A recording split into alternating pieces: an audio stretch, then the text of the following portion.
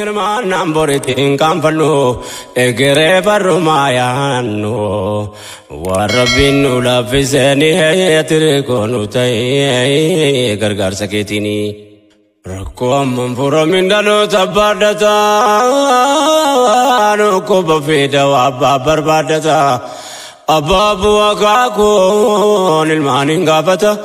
gaafin gaafii ta'e maaliif tarkaanfata dhaloota tintaanu gaafata yoo ilaaheen jedhee nurratti dhaabbata gamtoomlee bobbaanan karaa gabaabbata ummata miidhame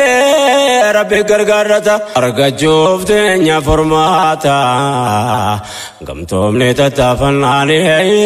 atirkoo nu ta'e gargaarsa keetiini olnuqab yaa rabbi mootii duniyaatiini atirkoo nu ta'e gargaarsa keetiini olnuqab yaa rabbi mootii duniyaatiini atirkoo nu ta'e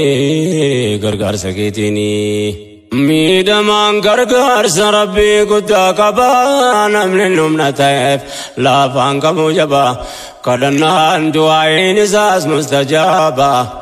wanni nama miidhu umriinsaa gabaaba tattaafannaan rabbitu gargaaree ol qaba namni rabbiin hirkuu ta'e maal dadhaba nu gargaara rabbiin jabaan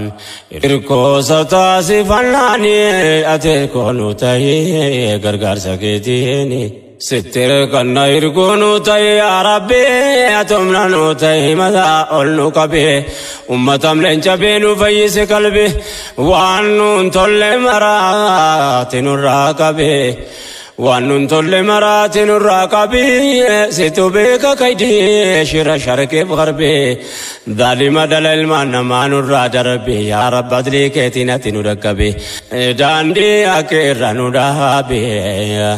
maslahaa duniyaatiin atirkoo nu ta'e gargaarsa keetiini atirkoo nu ta'e yaa gooftaa jabbaaru harka wal qabate warra waliin waaru namna tirkoo taateef gonkumaan khasaaru ummata diigame rabbiin nuuf hajaaru warra waliif yaadu rakkoo wal gargaaru rabbiin waa taasisu hamtuun waa baraaru aduwwi ilmaan namaa akka nurraa qaaru kan ummata miidhee gammadee bu'a shirrii nurratti hin dhiisne atirkoo nu ta'e gargaarsa keetiini